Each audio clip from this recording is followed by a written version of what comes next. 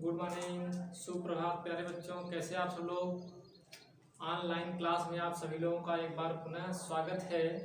प्यारे बच्चों, मैं आज पुनः हिंदी व्याकरण लेके आया हूँ, जिसमें आपको आज हम मुहावरा के विषय में बताएंगे। मुहावरा क्या चीज़ होता है, किसे कहते हैं।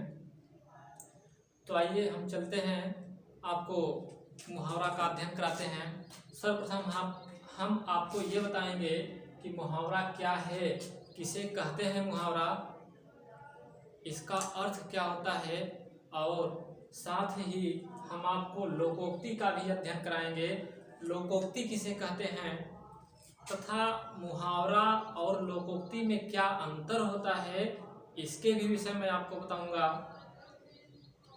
प्यारे बच्चों, मैं आपको 3 PDF भेजा हूँ, जिसमें मुहावरा का अर्थ, मुहावरा की परिभाषा, लोकोक्ति का अर्थ, उसका परिभाषा, कुछ मुहावरे भी भेजा हूँ, जिसे आप लोग अपनी कॉपी पे, नोटबुक पे नोट करते चलिएगा, जिससे आपको कोई दिक्कत ना हो, आप भूल ना पाएँ।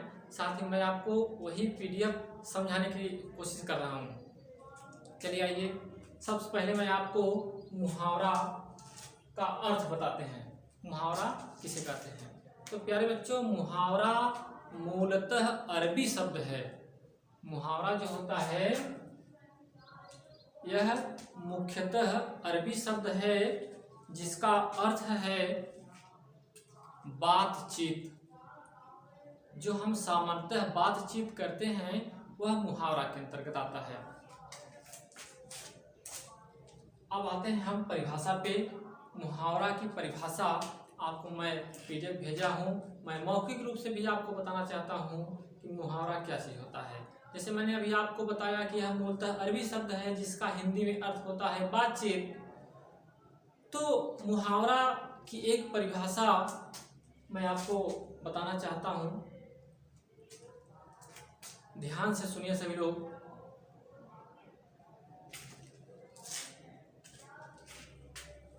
आइए, मुहावरा एक ऐसा वाक्यांश है, मुहावरा एक ऐसा वाक्यांश है जो सामान्य अर्थ का बोध न कराकर, सामान्य अर्थ का बोध न कराकर किसी विलक्षण अर्थ का बोध कराए, ऐसे वाक्यांश को हम मुहावरा कहते हैं। कहने का आशय यह है कि ऐसा वाक्यांश, किसी वाक्य का छोटा सा अंश जो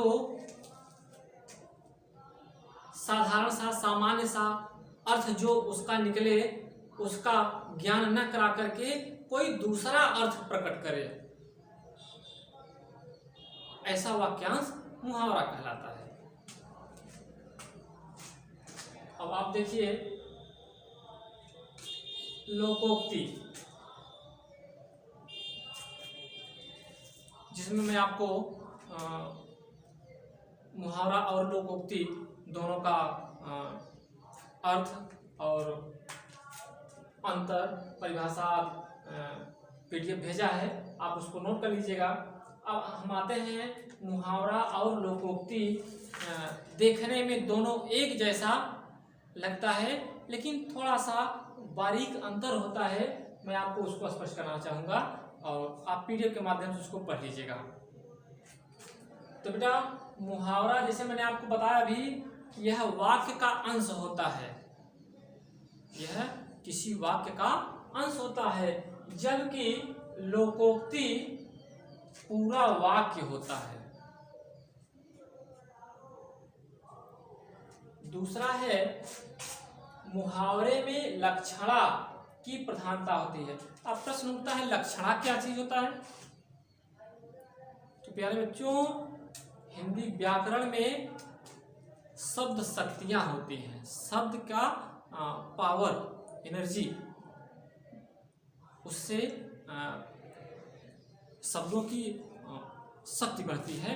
तो 3 शब्द शक्तियां होती हैं।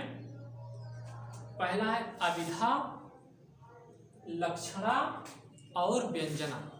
ये 3 शब्द शक्तियां हैं जो मुहावरे में प्रयोग की जाती है। इससे किसी भी वाक्य का पावर एनर्जी बढ़ती है। तो